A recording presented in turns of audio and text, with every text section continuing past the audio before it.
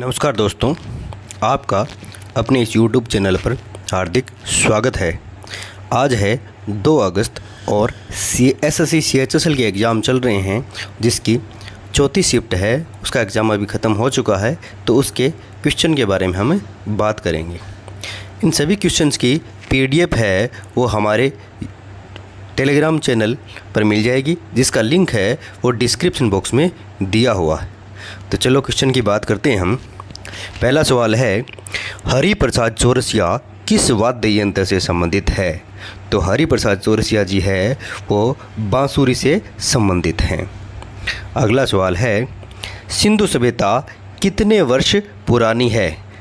तो सिंधु सभ्यता है वो लगभग 8000 साल पुरानी है।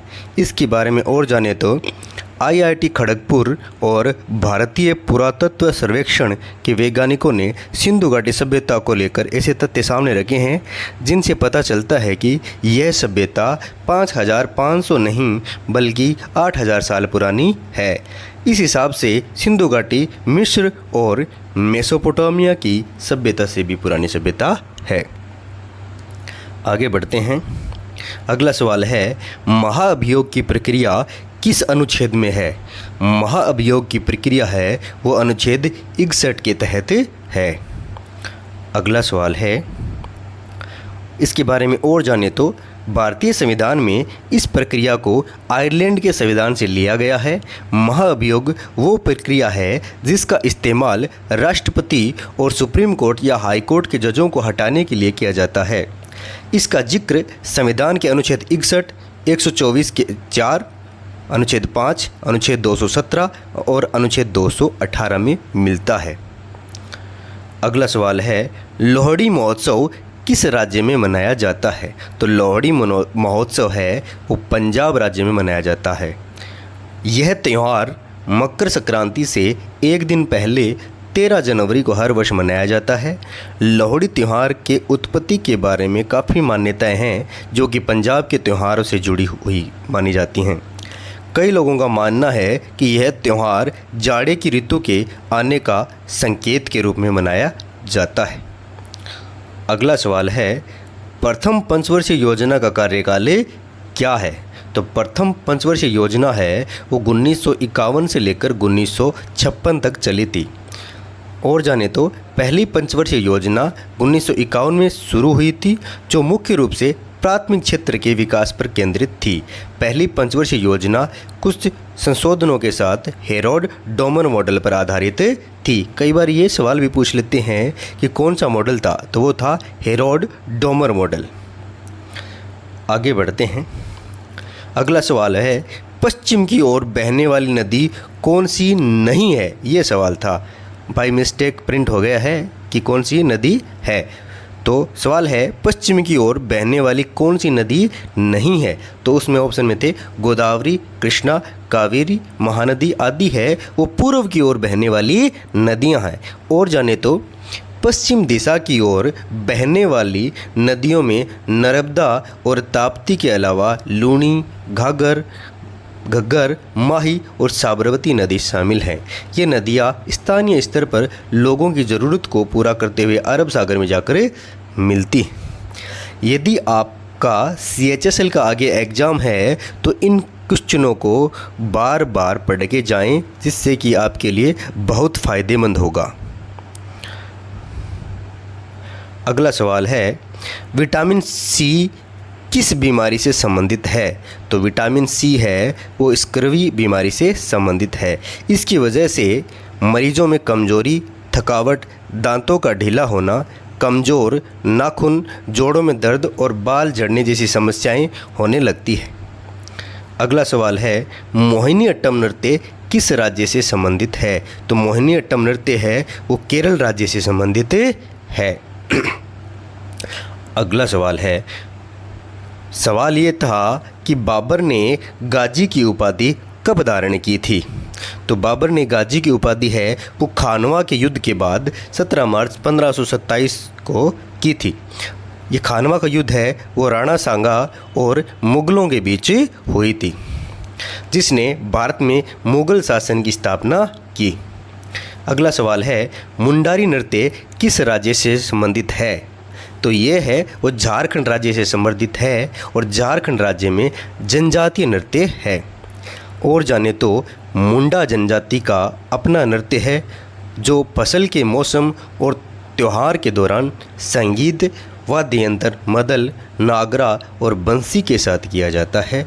मुंडा अपने नृत्य और गीत को क्रमशः दुरंग और सुसन के रूप में संदर्भित करते हैं। मुंडारी लोक नृत्य जादूर और जेना है। अगला सवाल है, झारखंड के प्रमुख नृत्य कौन से हैं? तो झारखंड के प्रमुख नृत्य हैं वो जदूर नृत्य, छऊ नृत्य और पाइका पांता नृत्य है। अगला सवाल है, दक्षिणी भारतीय वास्तुकला शैली के मंदिरों के आंगन में शिला का स्तंभ बना रहता है, उसे क्या कहते हैं? तो उसे कहते हैं स्तूपिका। अगला सवाल है, गांधीवादी सिद्धांतों पर आधारित नीति निर्देशक सिद्धांत कौन से हैं? तो गांधीवादी सिद्धांतों पर आधारित नीति निर्देशक तत्व है वो है अनुच्छेद 40, अनुच्छेद 43, अनुच्छेद 43B, अनुच्छेद 46, अनुच्छेद 47 और अनुच्छेद 48 है।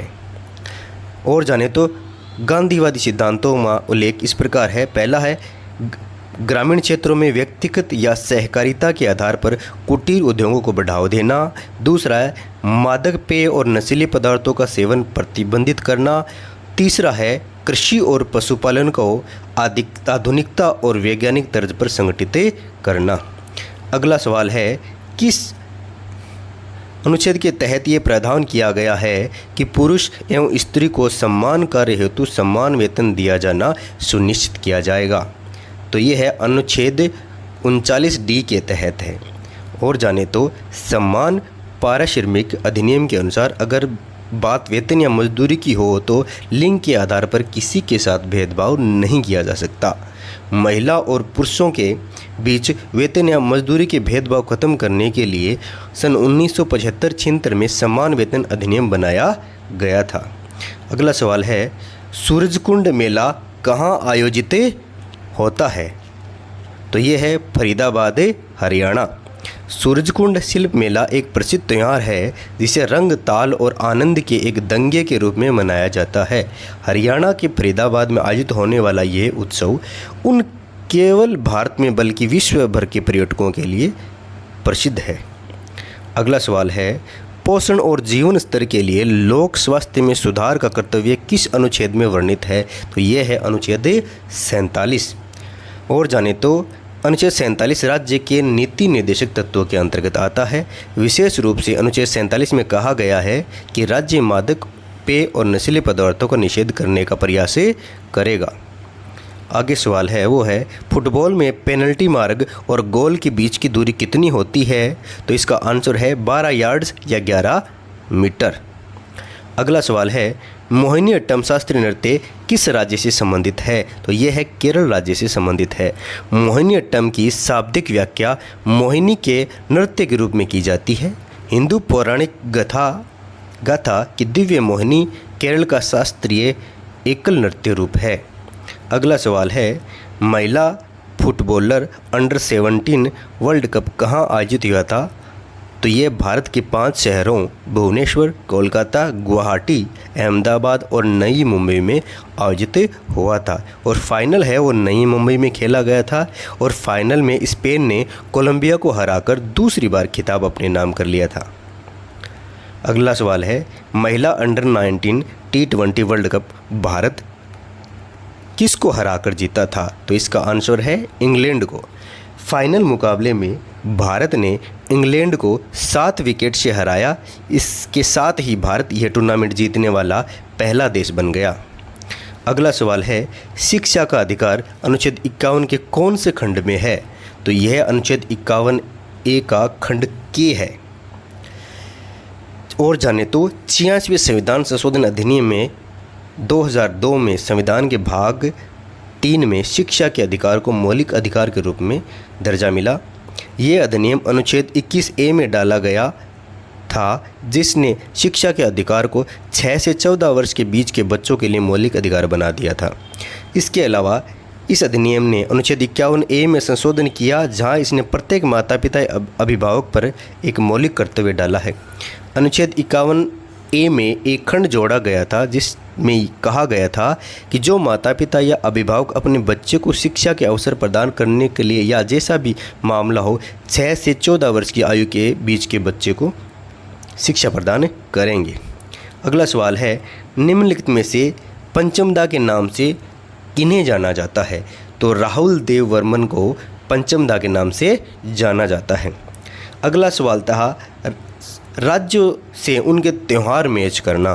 तो ये नीचे दिए गए हैं कि अरुणाचल प्रदेश के कौन कौन से राज्य हैं, ये किन राज्यों के कौन कौन से हैं। तो ये आप है वो PDF डाउनलोड करके पढ़ लीजिएगा कि कौन कौन से राज्यों के त्यौहार कौन कौन से हैं। तो आगे बढ़ते हैं। अगला सवाल था, निम्न में से कौन सा शब्द भारतीय संविधान की प्रस्तावना में नहीं लिखा है? तो वह है राष्ट्रनिरपेक्ष। संविधान की प्रस्तावना एवं इसमें निहित शब्द है वो है प्रभुत्व संपन्न, समाजवादी, पंथ निरपेक्ष, लोकतंत्रात्मक, गणराज्य। ये शब्द संविधान की प्रस्तावना में शामिल है। अगला सवाल है, आगामी G20 शिखर सम्मेलन का आयोजन कहाँ होगा? तो आगामी G20 शिखर सम्मेलन का आयोजन है वो नई दिल्ली में होगा। और जाने तो 2023 G20 नई दिल्ली शिखर सम्मेलन ग्रुप ऑफ 20 की आगामी 18वीं बैठक है। ये शिखर सम्मेलन भारत मंडपम अंतर्राष्ट्रीय प्रदर्शनी कन्वेंशन सेंटर प्रगति मैदान में होने वाला है। तो ये थे आज के चौथी शिफ्ट के प्रश्न थे। ठीक है, धन्यवाद देखने के लिए। और इसकी PDF चाहिए तो आप हमारे टेलीग्राम चैनल को ज्वाइन कीजिए, जिसका लिंक है वो हमारे डिस्क्रिप्शन बॉक्स में दिया हुआ है। और ज्ञानवर्धक वीडियो देखने के लिए हमारे चैनल को सब्सक्राइब कीजिए और हमारे वीडियो को शेयर कीजिए। धन्यवाद।